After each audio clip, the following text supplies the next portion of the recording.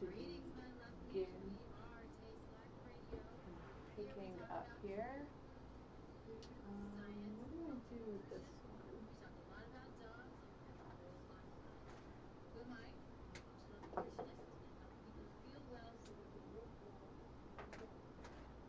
Is that bad of me? I didn't know what that was, but I think I did it all right. I'm pretty confident they can see us, so I just want to double check that our stream has started. Oh, yay, look at us. Why is it not letting me share it all? I think these algorithms recently have changed or something. I'm sure they have. Because it's, I used to be able to do it to my story stuff, you know? Well, as people are starting to join us, I know that we're live. We're going to be getting started and kicked off here in just a few minutes. Bear with me as I try and get the word out that we are on and have some folks join us.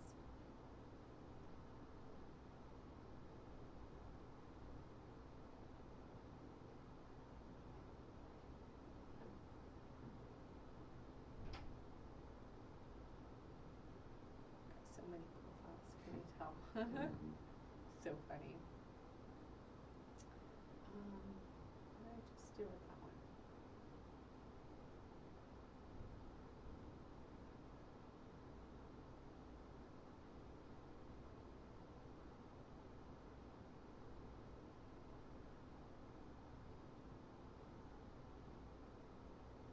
All right, well, good afternoon and welcome everyone to today's segment. It is Friday, the best day of the week. So excited to be here with you all. And of course, we are streaming live on KUHS Denver. I am Juliet Abdel, hosting this segment as the self-care boss. Of course, we've branded it as health and wellness. So every week we generally have a guest that either focuses on the health component of this segment or on the wealth. Every now and then it could be a combination of both. So they may be in the business world and serving our health and overall wellness. So today's guest, of course, is focused on wealth. And before I introduce him, I always like to give you an update on the week or give you a fun fact or something that's going on. Generally, I like to think of them as fun.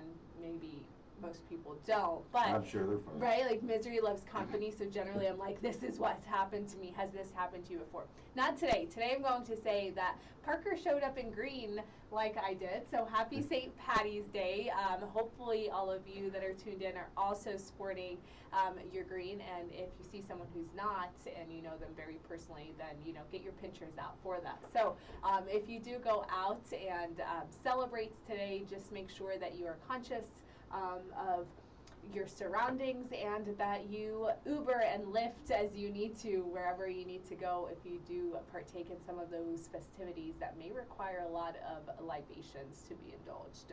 With that, I want to go ahead and welcome our guest today, Parker Brown. Thank you so much for being on here with me. No, thank you for having me. I'm delighted. Yes, so I have gotten to work with you over the last, I want to say 2 or 3 years, Parker. Yeah. But we have never sat down to talk about who Parker is and where he's come from. And I got a little bit of a glimpse of that before we even started by hearing about Mississippi. So let's tell people where you originally were from and who you are. Yeah, so I was born and raised in a little town in Mississippi called Natchez. It's the oldest city on the Mississippi River, just to give you a little history. Grew up there. When I turned 18, I decided to move out to Colorado. Lived in Colorado for a few years, working for the Marriott. Once Hurricane Katrina hit, I moved back down and lived in New Orleans because they desperately needed help in the hotel business. Yes. And after my time was kind of up there, after a few years, decided to move back to Colorado. Well, welcome back, and you've made this your home not just for yourself, but your family as well. So you've got your kiddos, and your wife is also with you here in this area. Yep, I've got a 15-year-old daughter and an 11-year-old son, and a beautiful wife, yes. home. Yes, she is your better half, Parker. She definitely is. I couldn't do it without her. Right? It is so nice to have that balance, and we'll talk a little bit more about why that's so crucial to have that support block at home. But you decided to go ahead and move into owning your own business, and Of course, you saw the opportunity of Carrabba's, but how did you select Carrabba's and that brand instead of starting from scratch, or choosing to go the route of having that branding? I guess you know all of us, when we're thinking through like what do we want to do, we try and weigh the pros and cons of everything. And so, how did you land on Carrabba's, or why Carrabba's? So I moved back to Colorado, and needed a job. Started looking, started kind of researching what companies are good, which companies aren't good. You know, what would which companies have values that meet mine, and I kind of landed on Carrabba's. For multiple amount of reasons, but unfortunately, I'd been full of management experience, but they didn't have any manager positions open. So I actually started there as a server. Oh, wow. Yeah. So, but I went in there and told them, I said, I don't want to be a server. I want to, get back into what I do, but I understand that, I need to work my way up. Right. I'd been there for about 6 months. A position came open, kind of worked my way up. Then back in 2013, the managing partner for the Carrabba's had left. Okay. And I was offered the position, to take over as part owner. Yeah. And kind of ran with it. Which is awesome, and I love your story of moving up.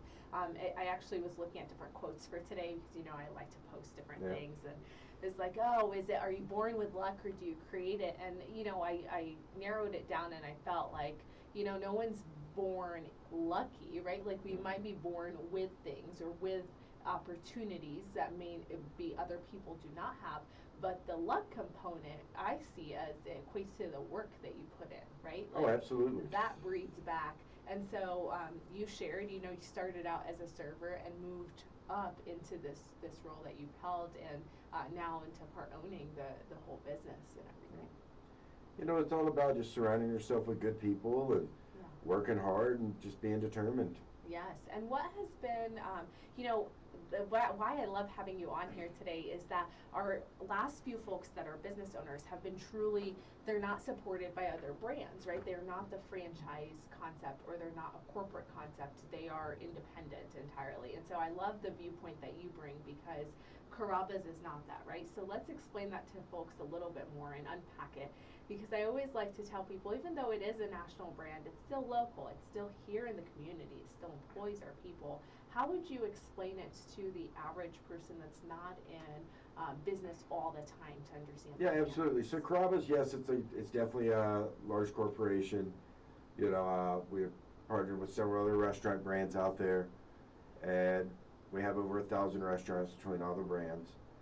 But each restaurant is individually owned and managed by a managing partner who owns a percentage of the company and runs the day-to-day operations. We have, kind of full authority to, run the business and grow the business and be involved with the community and, make things work. Do you feel like as the company and the concept behind it allows you to have that part ownership, that it also gives you somewhat of a risk support, right, or risk mitigation somewhat by having their brand? I mean, you shared over absolutely it does. And it's nice having their backing as well, but it's also nice that they're going to support the decisions that you make, on a daily basis. Right. Yeah, that makes total sense. And so you're located, you mentioned over 1,000 different brands or 1,000 different locations of your partner brands that are affiliated with Carrabba's and everything. The location that you have your part ownership with is in Westminster. It's in Westminster. It's right off of right east of 92nd and Wadsworth, so right at 92nd and Old Wadsworth, actually. Yeah, and how long have you been overseeing that and really holistically? I've been the managing partner there for 10 years. Wow. Since 2013. I started with the company back in 2009. Yeah, that is a long time. Yeah. Do you feel like it's been 10 years? Oh yes, especially when you have customers that walk in and you've seen their kids kind of grow up, and now all of a sudden they're starting college or graduating high school. It totally really puts things in a different perspective. Yeah, and how has that changed over the years for you? Has it gotten easier being in the role that you're in and holding the company like you are? I wouldn't say it's gotten easier, but I would say it's gotten better with surrounding yourself with the right team and the right supporting cast. Because my team's, they're just awesome. You know, I'm able to step out and do this and not blink an eye and know things are being done, and you know, all the way from the host stand, you know, to the dishwashers, they're all just fabulous. Totally. And you mentioned you're able to step out and do this.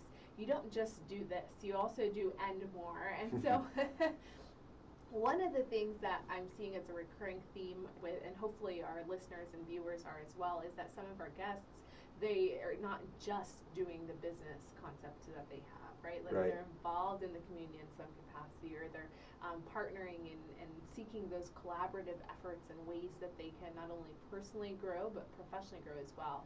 And so let's have you rattle off a few of the other things that you're involved with. Yeah, so I'm the newly elected chairman of the Westminster Chamber of Commerce. I'm also the chairman of the Jefferson County Liquor License Authority and the City of Westminster's License and Permit Board. Yes. And then I do some work with the Jefferson County Public Schools with their District Unified Improvement Plan. I'm the co-chairman of that, and I'm part of the District Accountability Committee. And then I'm also the chairman of the advisory panel to the Westminster Police Department. That is awesome. Now, how do you manage all of those hats that you wear, and also your ownership of the restaurant and Carrabba's, and now that we know they have 2 kids and your fabulous wife, how do you find a balance for that, right? And I'm trying to bleed slowly into the health component piece here. Right. Well, first, I couldn't do it without my wife. You know, she is my rock, and, you know, she is, you know, picks up the slack when I'm not around. But it's really just, you know, great time management. Yeah.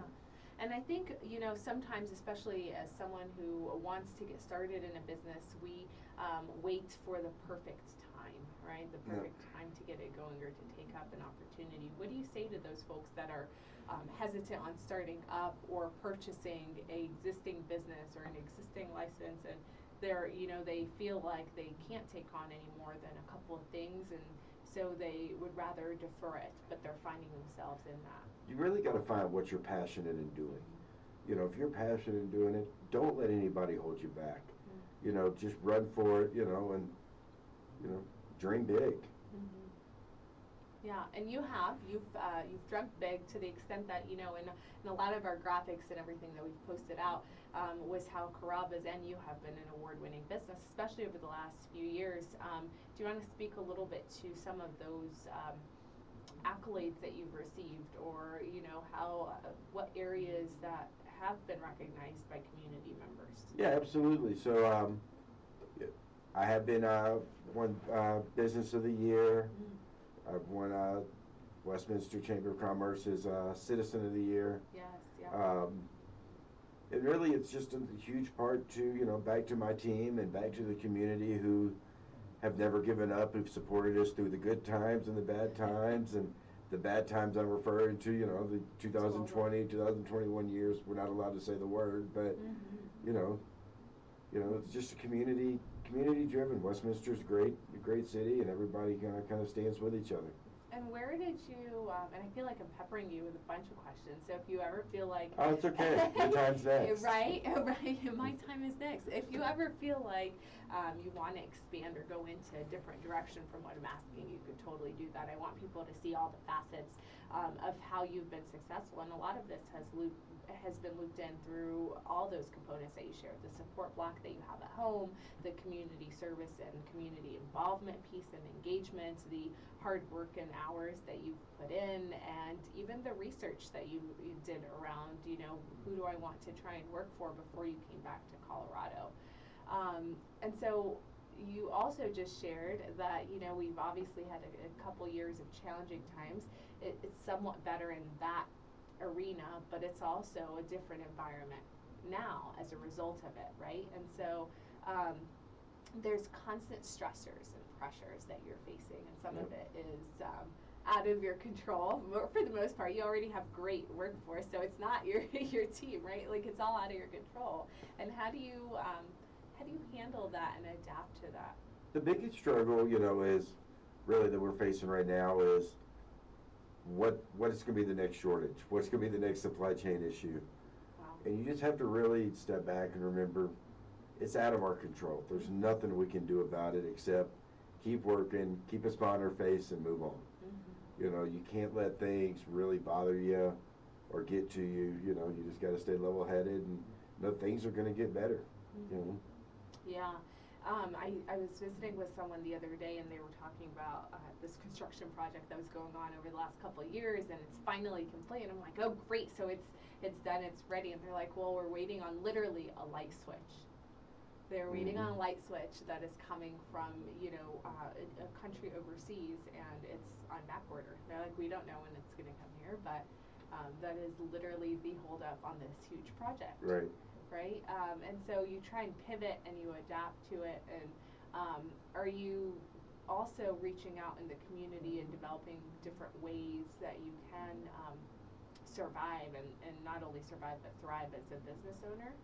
Oh, absolutely. And, you know, the biggest thing is being involved with the school system, you know, being involved with, you know, all the families out there, you know, and letting them know that, you know, we know what they're going through, and we're probably going through it as well, but let's, you know, let's just be one big family. Yeah, let's you all know, come and that's together. what I want Corrales to be, is just a, you know, family-oriented place that you walk in, everybody knows everybody, and, you know, it's like the old Cheers. Yes, and you Yeah. are, you have, you shared a couple of things here that's great for our listeners here on KUHS Denver, and that is, you know, you assessed as a restaurant, here's what you would like the restaurant to look like, right? You want it to have that feeling of community, of that familiarity, right? You also assessed, okay, how do I make that happen, and identified that through your schools. And I think that's a big part for our for those that are seeking to do business or just starting out or thinking about that, right,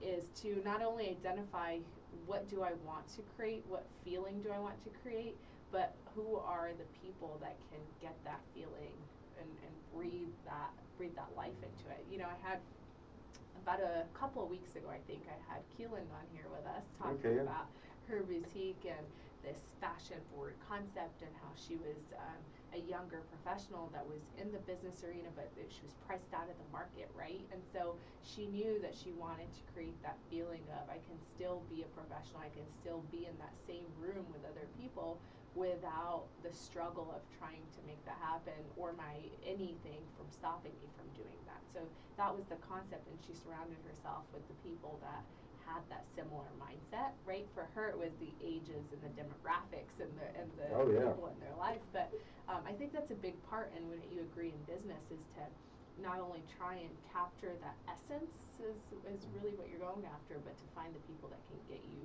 to that ultimately. Absolutely, and you got to understand, as we as a business owner, we can't do it all. You know, so you have to, you know, back to the people part, you really got to put good people around you and let them do what they're good at doing. You know, and they'll help your business succeed. Yeah. And have you always maintained the same people that you've worked with, or have you grown over the 10 years that you've been? Yeah, a lot of our staff has been all the same people. We've got, you know, a lot of our servers and bartenders that have been there for 7, 8, 9 years. Most of our cooks have been there for 20 plus years. Yeah. You know, so it definitely makes things easier, and yeah, we have grown over time. You know, we've grown the business, and you know, the city's been good to us. The people have been good to us. Right, and it's but you also have been good to your employees because they've stuck around for that long, and that speaks volumes when people stay for not only years, but they stay in the role and with that brand for so long, not just with the industry, right? Like they're staying with your particular site and store. And I think that's also another area that people are fearful of sometimes, is that, okay, so I do want to get a business started, or I am in business, right? And it's so much. And back to your comment, like you can't do everything as a business owner, right? And so they're at that point of it's so much, but they're fearful of the hiring process or interacting and engaging with people. Do you have any tips for people of how to overcome that mindset hindrance, perhaps, or you know, you're in the people management business, whether you're selling food, whether you're selling a service or a product, it's people. Yeah, and it's all about selecting the right people and hiring the right people. And don't just hire because you're desperate. Yeah. You know, a lot of mistakes business owners make is, I need these people, I need them right now, so I'm gonna hire whoever walks in the door. You know, been there, I've done that, and it doesn't work out. No. No, it does not work out in your favor. You know, I promise you'll be rehired again in 90 days. You know, but being very selective and, you know, have your other staff members, you know, talk to them as well. They're the ones who are going to be working with them on a daily basis. So make sure that they're going to mesh well and they're going to, you know, get along. And, you know, and if your staff likes them and you like them, you know, then move forward. Yeah, then it's a great relationship. And so a few things that I pulled from that, and that is, you know, you take the time in the process. It's not a rushed process, right? And that you look for particular skills, and some of them, the skills that you're looking for, is feedback given by your team members and the people that are there that shape that role and the position and the type of person that's coming in. They're the ones that are going to be working side by side with them every day. Yeah, totally. And that's huge. So for the one-man shop that's adding someone, right, where they can't ask their employees, do you ever go based on your gut, or is there a better way that they can be approaching that? No, I definitely, you know, there are times that I just do the interview and I, you know, go with my gut. I always try to make sure I'm part of that interview process. And if I'm not part of that interview process, during their interview with my other management team, I am walking up, introducing myself, having just a little small conversation with them, and you know, learning a little bit about them as well. But the biggest thing is, if it doesn't feel right, don't do it. Don't do it just because you're desperate. You've got to make sure that you're 100% sold on them. You know, that way they're going to be 100% sold on you. Yeah, it is. It's a two-way street, right? Like, and you want someone who's equally as excited to be with you. And let them know the truth. Let them know what the job entails. Don't try to tell them one thing and then they show up and there's another, you know, because they're probably not going to be happy with it. Totally. And it goes back to the communication piece that you shared, right, is communicate with them what that role looks like and have them communicate that back. Because I think that's also a part of it, too, is that sometimes we communicate more than we realize, but it's not in the way that the person accepts it or takes it, right? And so if I were to tell you something and you took it a different way, then we have a difference of opinion and perspective on something that we should be on the same page. Yeah, and in a lot of interviews, we're not always the one asking questions. Give them the time to ask us questions as well, right? Because they want to get to know us a little bit. We want to get to know them a little bit. And then hopefully, you know, we're all going to get along and everything's going to work out and, you know, you'll be a long-term employee and, you know, move up the ladder and be the next successful businessman. Absolutely. Or woman. Yeah. And when you talk about the success of your business, I think a big part of that is also the structure that you have in place, right? With Carrabba's, for example, I know that you guys are open different hours than your traditional counterparts that are in the area. So how did you figure out these are the hours that we want to? Was that mandated for you, I guess, number one? But, so what it was, when I took over, we were only open, you know, for lunch Saturday and Sunday. We only opened for dinner at, you know, 4 o'clock and during the week. We really sat back and tried to figure out, is that the right approach? So we did some testing and we actually did open for lunch for about a year. You know, 7 days a week, just see, you know, is it worth it? Is it, you know, going to make us money? And it did. Okay. The area that we're in is a slower area during lunch because we're in the middle of essentially a great big neighborhood. You know, so up until 4 o'clock, 5 o'clock, everybody is, you know, at work, they're doing other things, they're at school. You know, so we kind of went back to the drawing board. We do have locations that are open for lunch that are in bigger business districts. We just happen to not be one of them, so we had to do what makes financial sense. Yeah, and I love that you shared how you tested it out, because it is a learning process, and you have to test things to make it work. And if you're hesitant on something, the approach it, and you think it might work, like you won't know what you don't know. Yeah, right? you don't know until you try it. Until you try it, and it sounds like you did try it. Then you assessed whether or not that brought you the benefit, and kind of shaped your schedule and your structure for your store based off that. Oh, absolutely. You know, nobody wants to be there. You know, there's nobody walking in. Yeah. You know, so. Yeah, just like a desolate. So when we talk about you being open for dinner the majority of times, and then you've got a few days of the week that's for your lunchtime and everything. And let me clarify that for viewers to know. When are you open? Let's tell them your hours. So we're open Monday through Thursday, 4 o'clock to 9 o'clock. Then we're open Friday, Saturday, and Sunday, at 11:30. Okay. To 10 o'clock Friday and Saturdays, and we close at 9 o'clock on Sundays. And how has that filled other services that you try and offer? So, for example, if people are coming to you for reunions, weddings, birthdays, or other gatherings, have you noticed that the majority of them want weekend times, or how have you incorporated that into your customer base? So a lot of them do want weekend times. We do a lot of weddings, at our location, a lot of caterings. We cater about 70, 75 weddings a year. Wow. So it's a huge business for us. But we're also able, and we have the flexibility that if you need a private area Monday through Thursday for lunch, we have no issue opening the building, up for you. We don't charge for the space. Oh, nice. We just, charge you for the food and hope you enjoy it and come back and see us. Well, that's great to know for all of you that are out there that are interested in trying to have space that is an Italian establishment that's in the area that's award-winning. I mentioned that earlier, but that's nice to know, because that is also often we try and find spaces, especially for those gatherings, and that was primarily one of the reasons why I asked. But the other was that you're diversifying your customers, right? Your customers are not all one and the same. Oh, absolutely. Everybody's different. And so to meet those individual needs, you've been able to adapt some of your offerings for them, whether it's opening outside of your hours or fitting them into your existing hours that you're operating.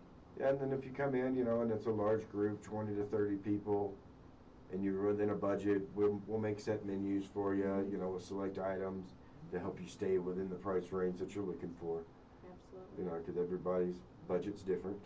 Yeah, and I see a couple of folks that are already on here with us that I just wanted to give out shout outs to. It looks like the mayor of the city of Westminster, Nancy McNally, is on. And also Brian has joined us, and both of them have quickly said a couple things. So Mayor McNally was sharing how your food's great, and I seem to agree with this as well. Well, thanks, Nancy. Right, again, thanks for tuning into our broadcast segment today. But you also, when we're talking about diversity in your customers, you also diversify your menu and your offering. And I know that you've done this for me when I've come in with all of my self-imposed or have to be restricted items off of your menu, and let's share that a little bit with folks. Yeah, so we make all of our sauces and all of our meals from scratch.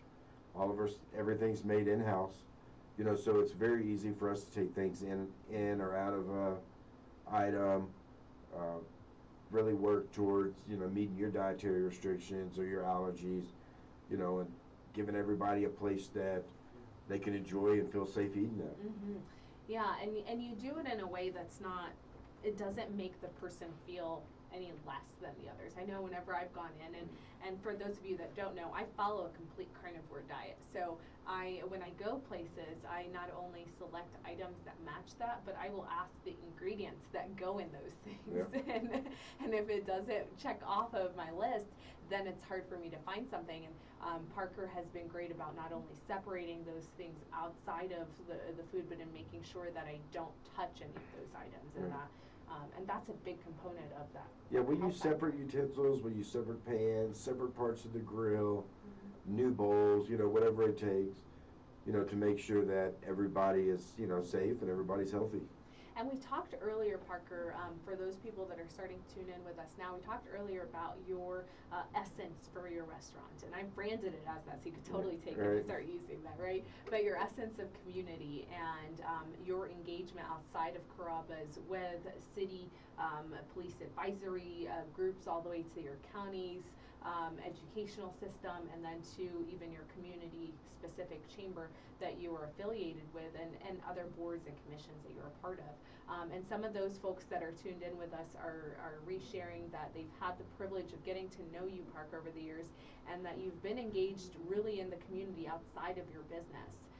which we did attribute to the great workforce that you have, right? And Oh, we absolutely. shared the secret sauce behind that, pun intended with the sauce and Right. Italian food, you know.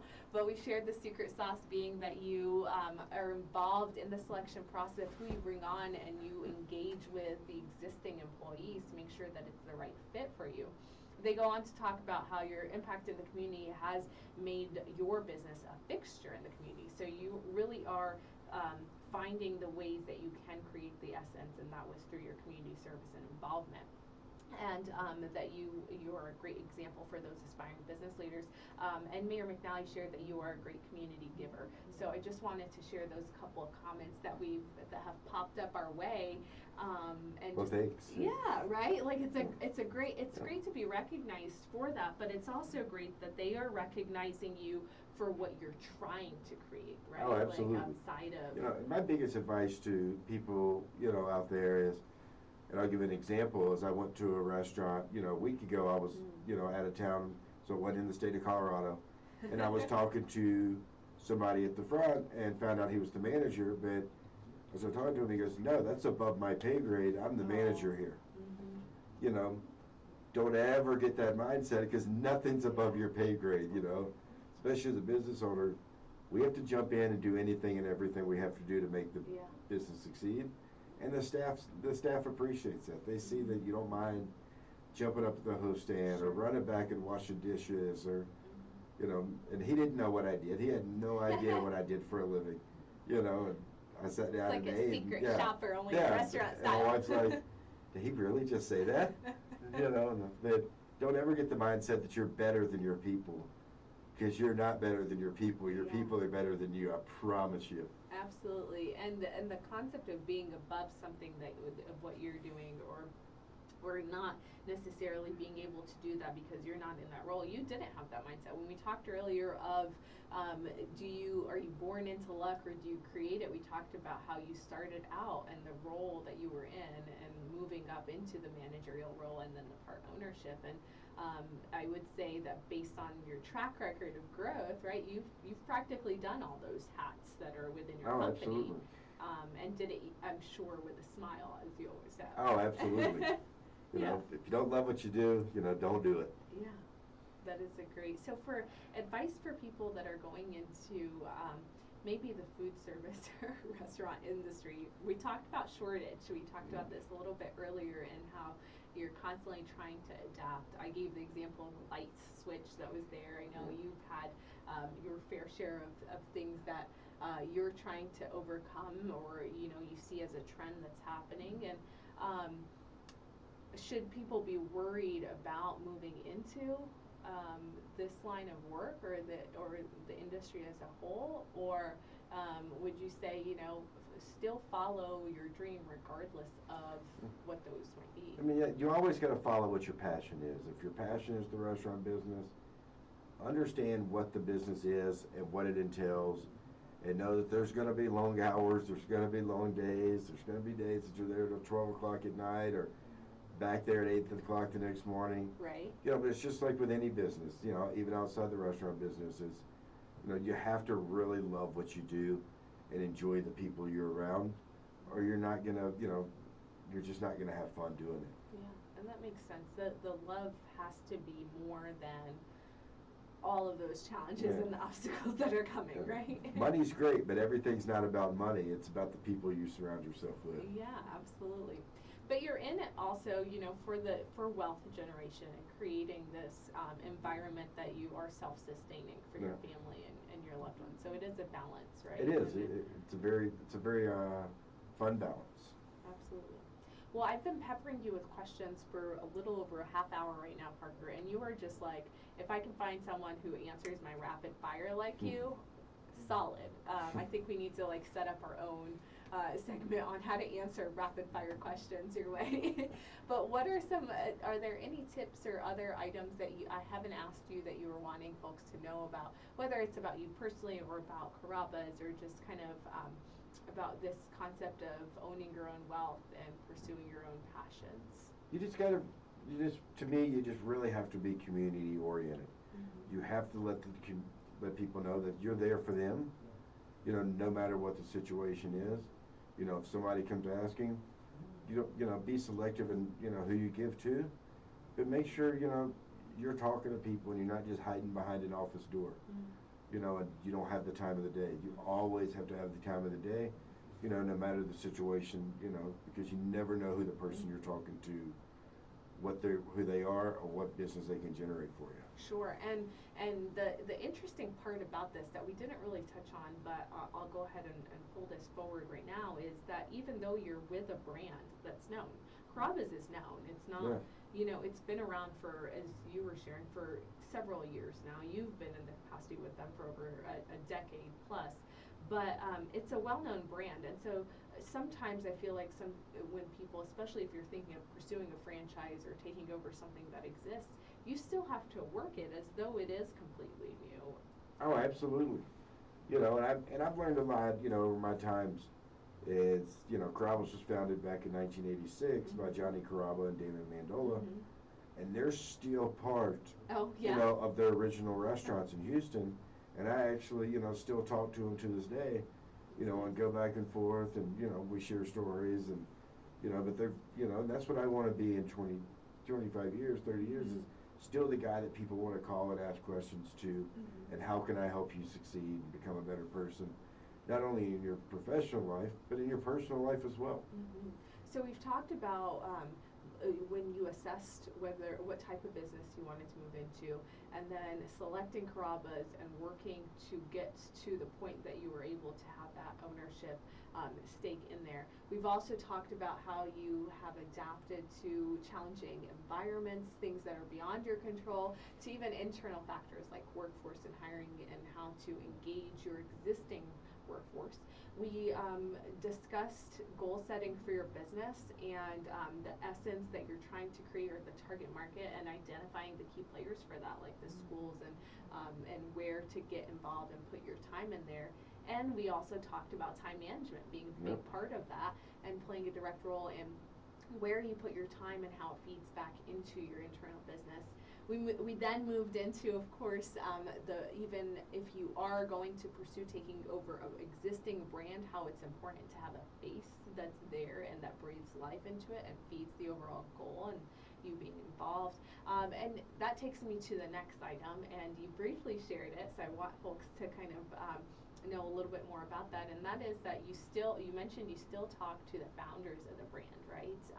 Almost as though they're there as a support block or mentors, or your backbone, and how you want to be able to be in that role for other people. And so have mentors played a role in your growth process, or in the success of your company, or you know, there's different support. There's your family support, which is a big factor, right? You can't have like a disheveled backyard and expect to welcome people into it, right? And then there's external support that was there. And would you say that you've had some mentors along the way guiding you? Oh, I've definitely had some great mentors. You know, there's been a numerous amount of them.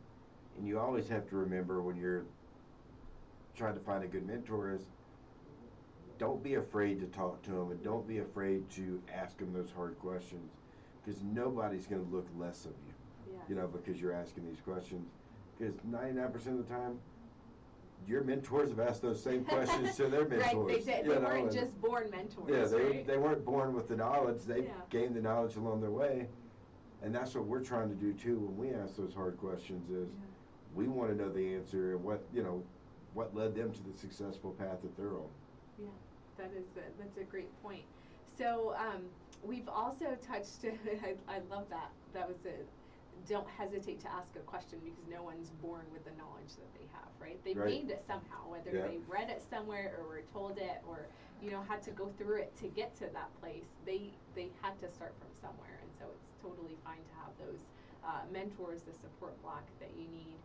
We also talked about diversifying your audience and your customer base, and your flexibility with your business concept and plan to accommodate some of those, like with your weddings and reunions and get-togethers opening outside of your hours. We've highlighted with folks the trial and error process, right? So as starting up a concept or taking over a concept, if you're getting feedback from public or if you yourself are curious, it's okay to try it out, right? Like you tried with your hours and figuring out what works and what doesn't and accommodating that. So you also have the trial and error portion. You probably still do that until this day.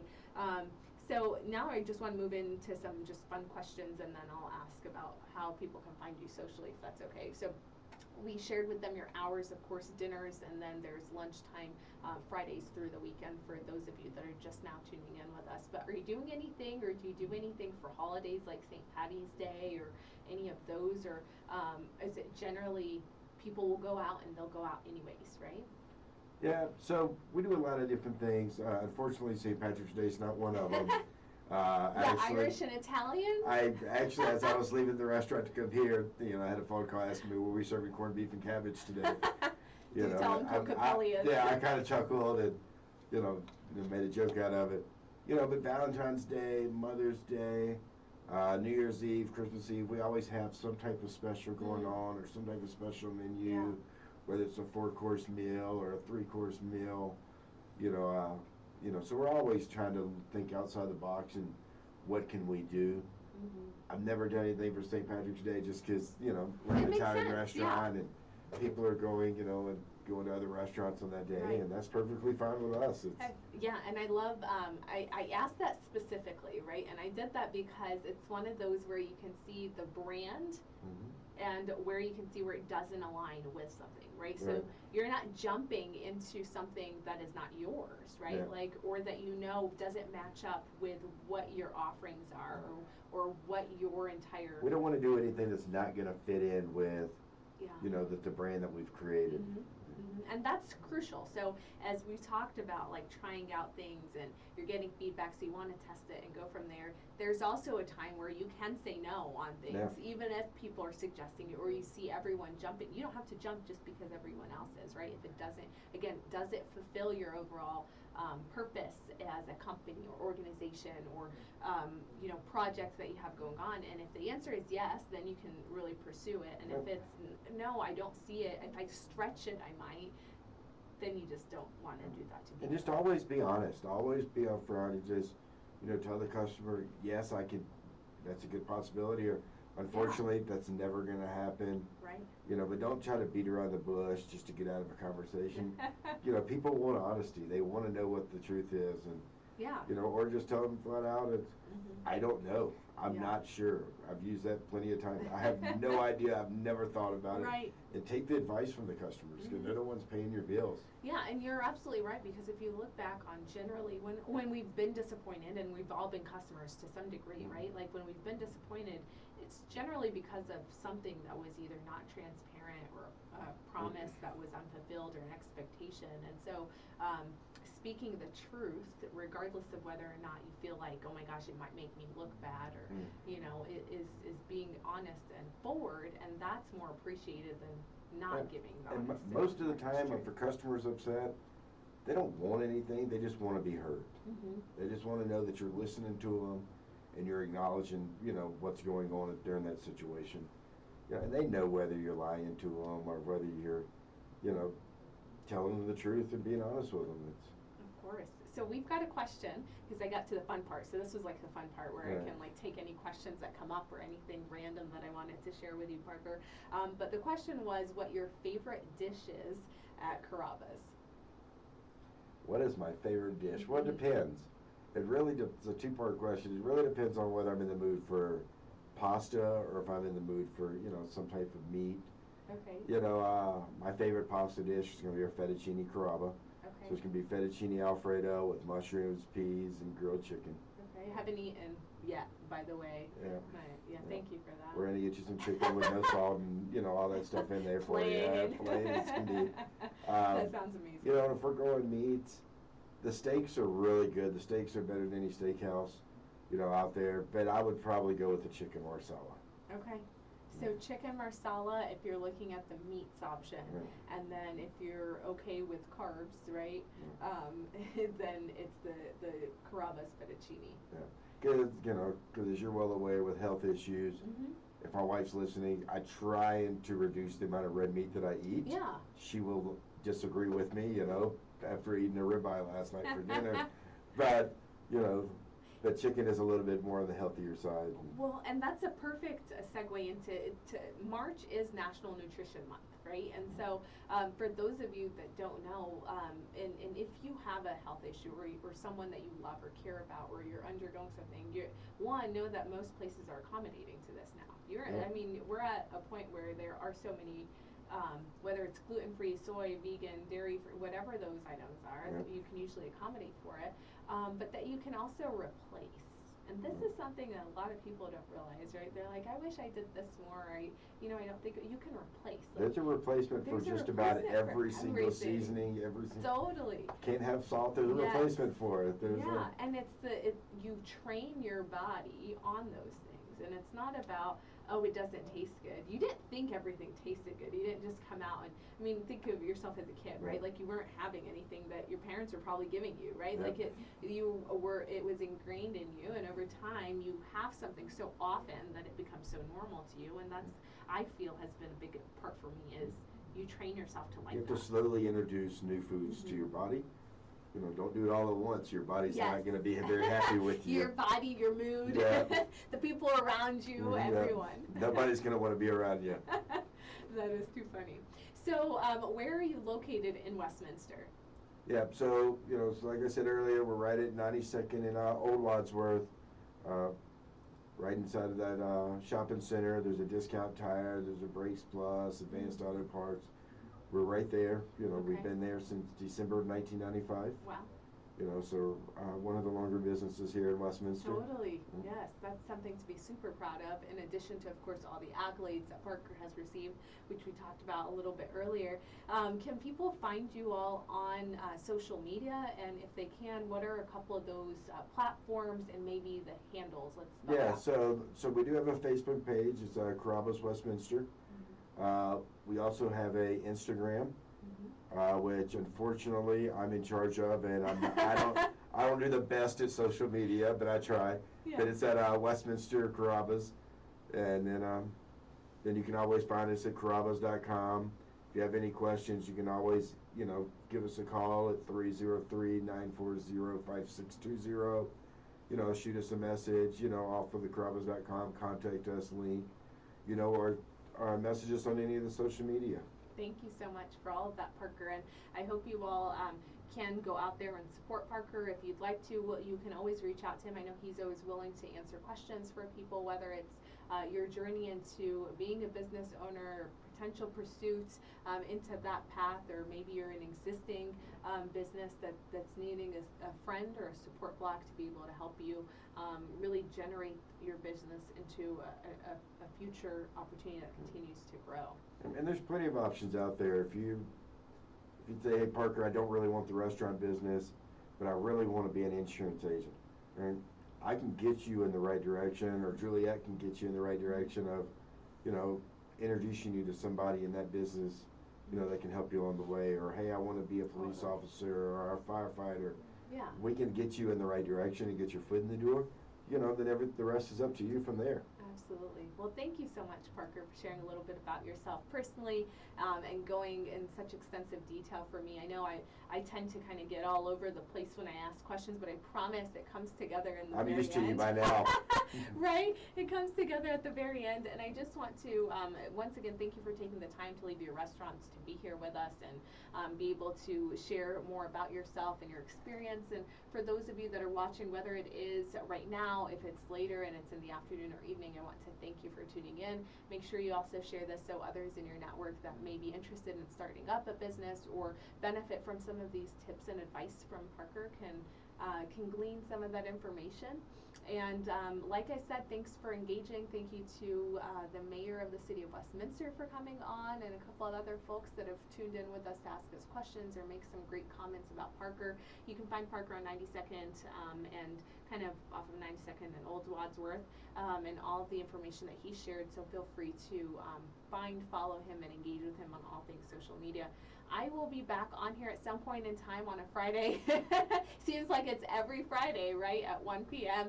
Mountain Time here on KUHS Denver. Of course, our segment is with the Self-Care Boss, aka me, and it is health and wealth. So thank you again, Parker, for being on here. Thank you to all of you that have tuned in. We look forward to seeing you soon. Thanks for having me. Of course.